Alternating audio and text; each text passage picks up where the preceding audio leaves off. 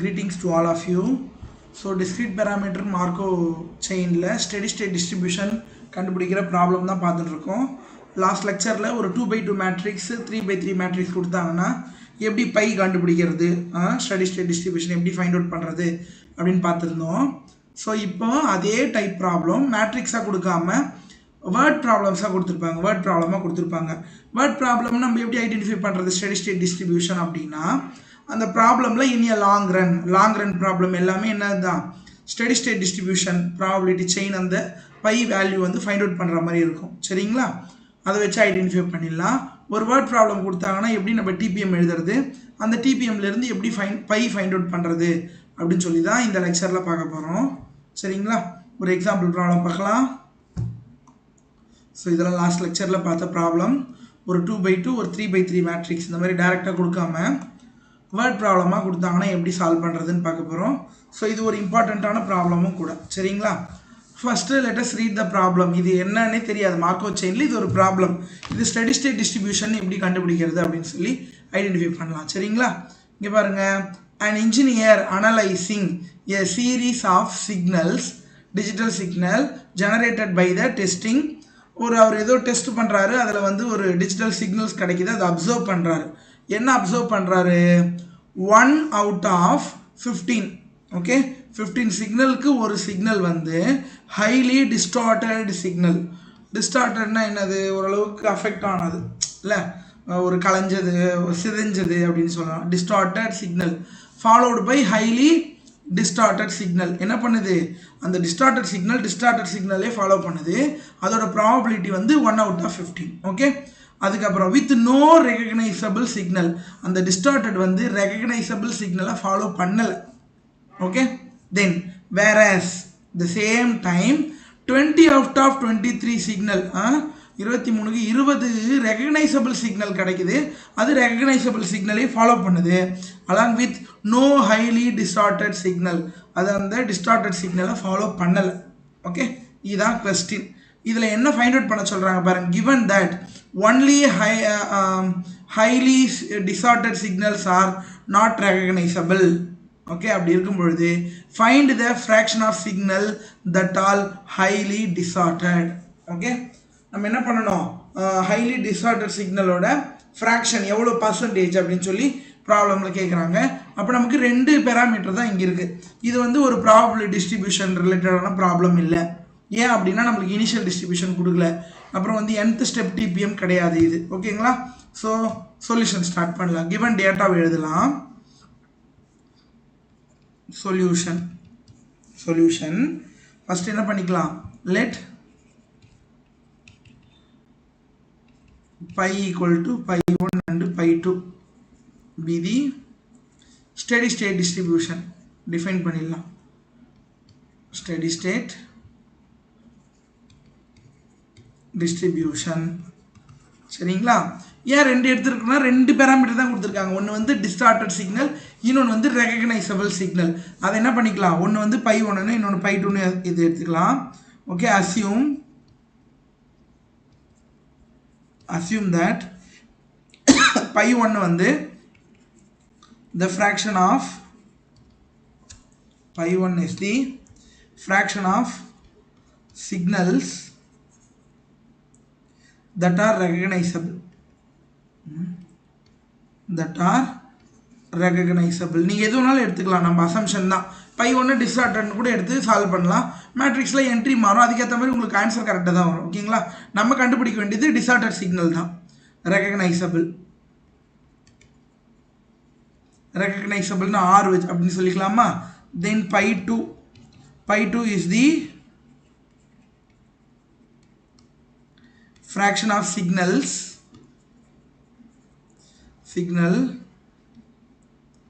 that are highly distorted. Okay, இதை வந்து D அப்படின்னு எடுத்துக்கிறேன், டிஸ்டார்டட் சிக்னல்ஸ். சரிங்களா, அப்புறம் என்ன கொடுத்துருக்காங்க பாருங்களேன்.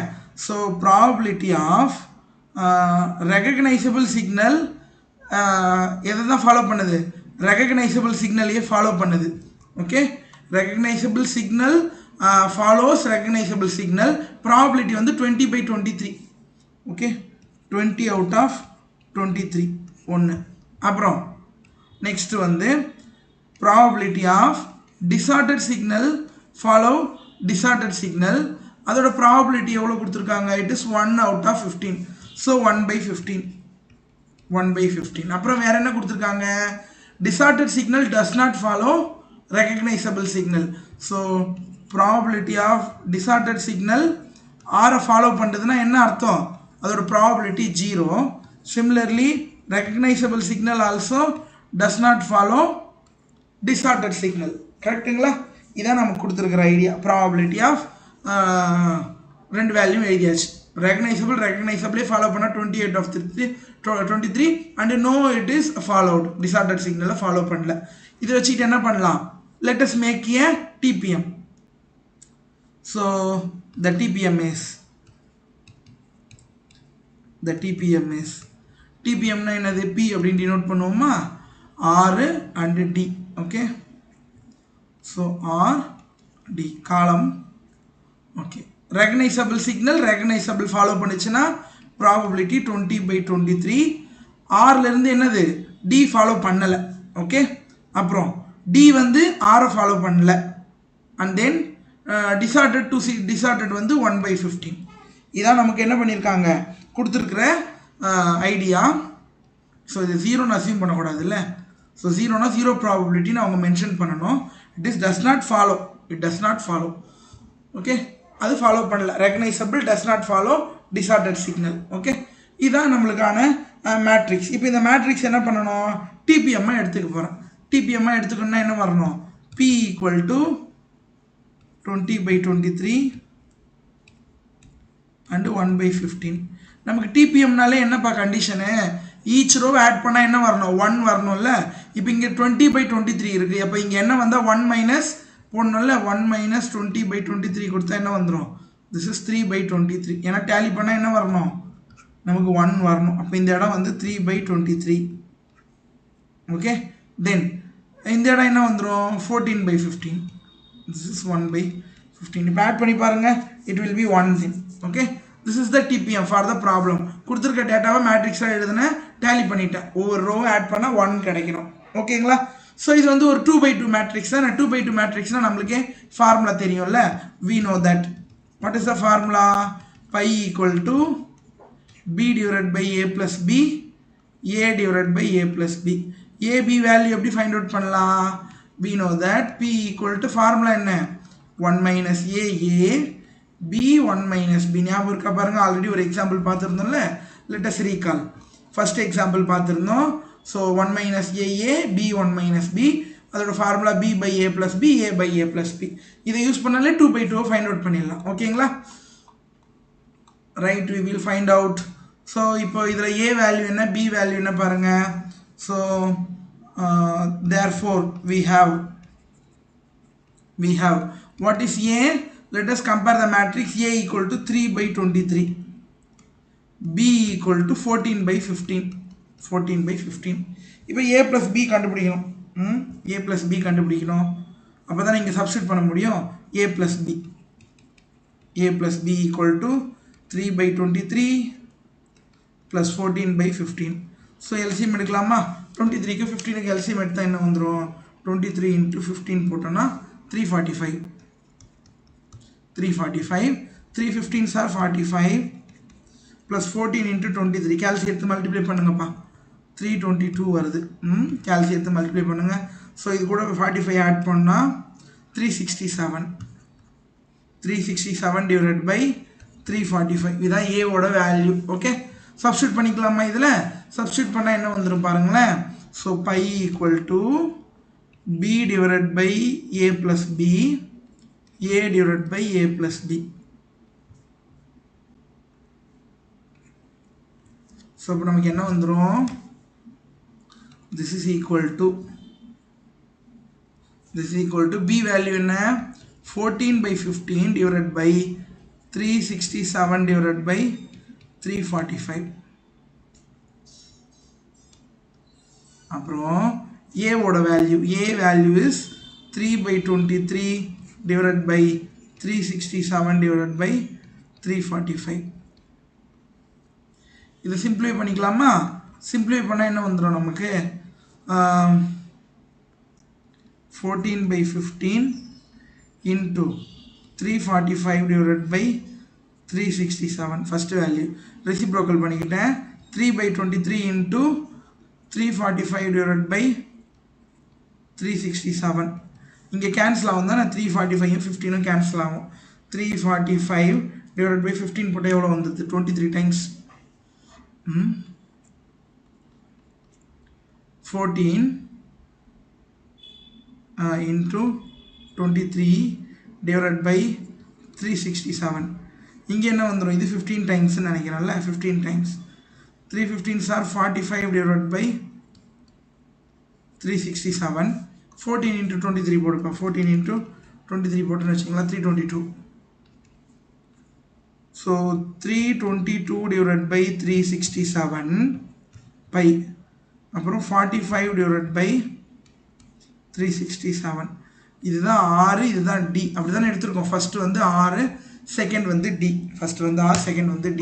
pi 1 pi 2 என்ன அசியூம் பண்ணியிருக்கோம்? pi 1 is a recognizable signal, pi 2 is a distorted signal. நமக்கு என்ன வேணும் பாருங்களேன் ப்ராப்ளத்தில். we have to find the fraction of distorted signal. distorted signalோட probability என்னது? 45 divided by 367. therefore the fraction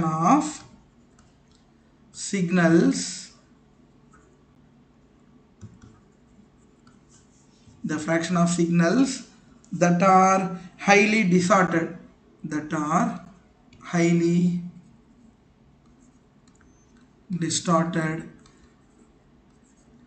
is எவ்வளோ? 45 divided by 367. 45 by 367 எவ்வளோ வருது? 367 போட்டா so it is equal to 0.12262. இதை பர்சன்டேஜாக மாற்றணும். ஃப்ராக்ஷன்னா பர்சன்டேஜ் வேணும்ல. பர்சன்டேஜ் பார்த்தீங்கன்னா 100 மல்டிப்ளை பண்ணலாமா? இன்ட்டு 100 போட்டிங்கன்னா 12.262%. இதுதான் நம்மளோட ஆன்சர். ஓகே, ஃப்ராக்ஷன்னு கேட்டாங்கன்னா பர்சன்டேஜ் மாற்றிக்கோங்க. இப்படியே கொடுத்தா கூட ஓகே தான். Okay, no issue. இல்லை பர்சன்டேஜில் கொடுத்தாங்கன்னா நம்ம டிவைடும் பண்ணிக்கலாம், ரிவர்ஸும் பண்ணிக்கலாம். ப்ராப்ளம் புரியுதா?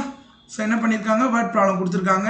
2 பேராமீட்டரும் 2 pi 1 pi 2 அசியூம் பண்ணிக்கிட்டு டிபிஎம்ஐ ஃப்ரேம் பண்ணோம், ஃபார்முலாவை யூஸ் பண்ணோம், கண்டுபிடிச்சோம். இவ்வளோதான். ஓகேவா? இன்னொரு எக்ஸாம்பிள் பார்க்கலாமா? இன்னொரு எக்ஸாம்பிள் பார்க்கலாம்.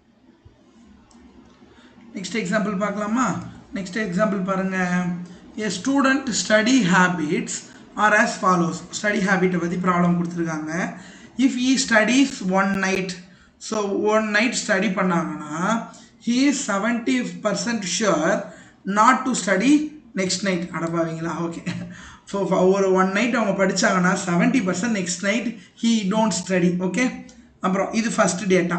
அப்போ ஸ்டடி, no study, இதை பற்றி தான் பேசுகிறாங்க. do not study.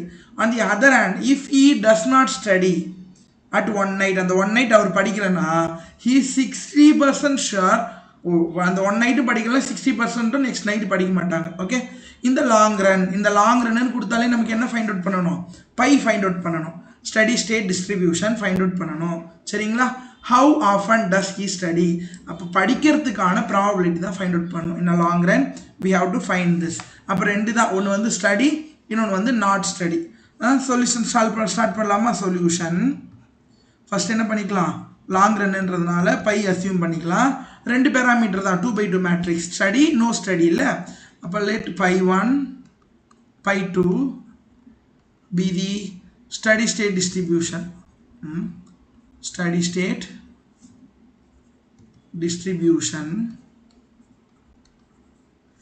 pi 1 என்னன்னு அசியூம் பண்ணிக்கலாம்? pi 1 is a fraction of he study one night. Fraction of he studies one night. One night. இதை வந்து என்னென்னு அசியூம் பண்ணிக்கலாம், எஸ் அப்படின்னு அசியூம் பண்ணிக்கலாம்.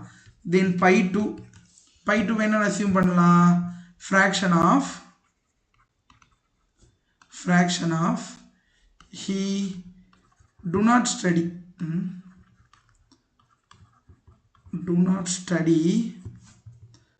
at one night.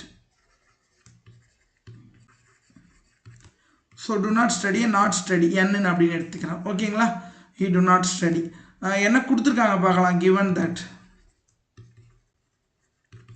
that என்ன கொடுத்துருக்காங்க, if he study one night படிச்சார்னா surely next day he do not study. அப்போ probability of ஸ்டடியிலிருந்து no study எவ்வளோ, 70%. 70% எவ்வளோ, 0.7 probability. ஓகே, divided by 100 போட்டுக்கோங்க. Okay, on the other hand he do not study at one night, no study. ரெண்டாவது வந்து probability of no study follows no study, படிக்கலனாலும் திருப்பி படிக்க மாட்டாரு, 60%. அப்படிதான் கொடுத்துருக்காங்க. he does not study one night, surely he not study in the next night. no study தான் follow பண்ணுது. this is 0.6. Okay, அவ்வளோதான், வேறு எதுவும் கொடுக்கல. லாங் ரன் அவர் படிக்கிறதுக்கான ப்ராபபிலிட்டி, ஸ்டடிக்கான ப்ராபபிலிட்டி தான் வேணும். So we have to find pi 1. So அப்போ TPM பார்க்கலாமா. therefore the TPM is TPM என்ன வரணும், ஒன்று ஸ்டடி, இன்னொன்று நோ ஸ்டடி. இது ஒன்று ஒரு ஸ்டேட்டில், இது ஒரு ஸ்டேட், ஸ்டடின்றது ஒரு ஸ்டேட்டு, நோ ஸ்டடின்றது ஒரு ஸ்டேட்டு. ஸ்டடி டு ஸ்டடி எதுவும் சொல்லியிருக்காங்களா, எதுவும் சொல்லலை. Study to S to N இருக்குது 0.7. ஓகே, அப்புறம் N to N இருக்குது 0.6. N to S எதுவும் சொல்லலை. அப்புறம் டேலி பண்ணிக்கலாம். So nothing given. ஓகே, அப்புறம் டேலி பண்ணால் என்ன வரணும் நமக்கு, ஸோ ஆட் பண்ணால் 1 வரணும்ல. இங்கே 0.7 இருக்குது, அப்போ இங்கே என்ன வரணும், 0.3. இங்கே 0.6 இருக்குது, ஸோ ஹியர் 0.4. இதுதான் நம்மளோட TPM. Okay, TPM கிடச்சாச்சு. அதை equate பண்ணிப்போமா. 1 minus A B 1 minus B which is equal to 0.3 0.7 0.4 0.6. so that A oda value எவ்வளோ 0.7, B oda value 0.4. B value is 0.4. நமக்கு என்ன கண்டுபிடிக்கணும், steady state distribution தான் கண்டுபிடிக்கணும். the steady state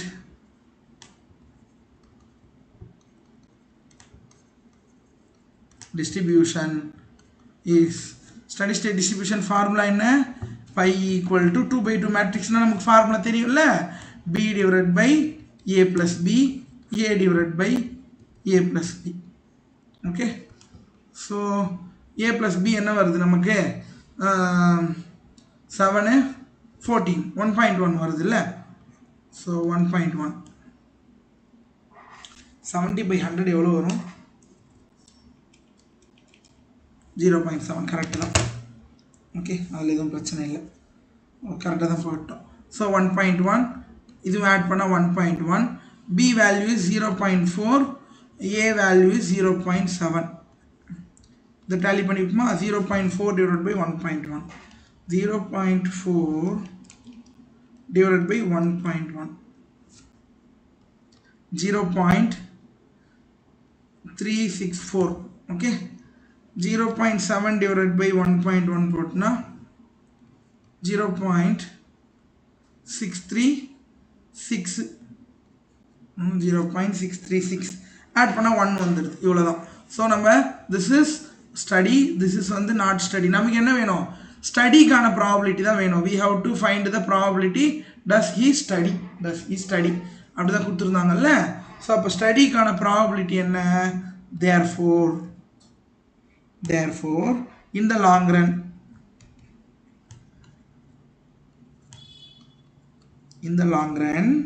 the probability